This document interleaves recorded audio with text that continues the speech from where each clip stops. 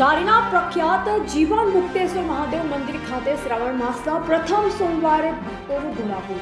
ધારી શેત્રુંજી નદી કિનારે બિરાજતા શ્રી જીવન મુક્તેશ્વર મહાદેવ મંદિર શ્રાવણ માસ વિદે આકર્ષણનું કેન્દ્ર બન્યું છે।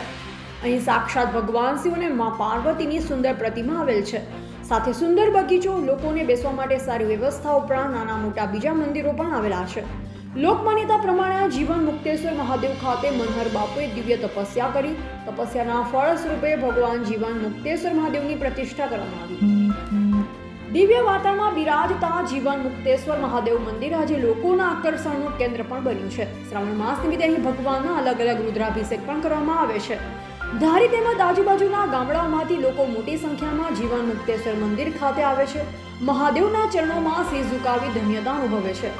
જીવન મુક્તેશ્વર મંદિરની બાજુમાં જલારામ મંદિર પણ આવેલ છે। જીવન મુક્તેશ્વર મહાદેવ મંદિરમાં પગ મૂકતા માણસના વિચારો દિવ્ય થઈ જાય છે।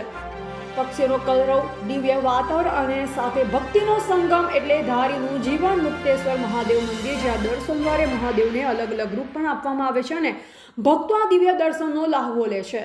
રિપોર્ટર ડામોર। તમારું નામ શું છે? બ્રહ્માકુમારી મિરલબેન છે અને આ જગ્યા કઈ છે? જીવન મુક્તેશ્વર છે। આજે શ્રાવણ માસના પહેલા સોમવારે જીવન મુક્તેશ્વર મંદિરે બ્રહ્માકુમારી વિદ્યાલય દ્વારા આધ્યાત્મિક ચિત્ર પ્રદર્શનીનું આયોજન કરેલ છે। એ જ લક્ષ્યથી કે ધારી તથા ધારીના આજુબાજુ ગામના ભક્તજનોને શિવ પરમાત્માનું સત્ય જ્ઞાન મળે અને જીવનમાં સુખ અને સાચી શાંતિની અનુભૂતિ થાય। ત્યારબાદ 23 ઓગસ્ટે બ્રહ્માકુમારી વિદ્યાલય દ્વારા મેગા વર્લ્ડ બ્લડ ડોનેશન કેમ્પનું આયોજન કરેલ છે, જે વર્લ્ડ રેકોર્ડ બનવા જઈ રહ્યું છે।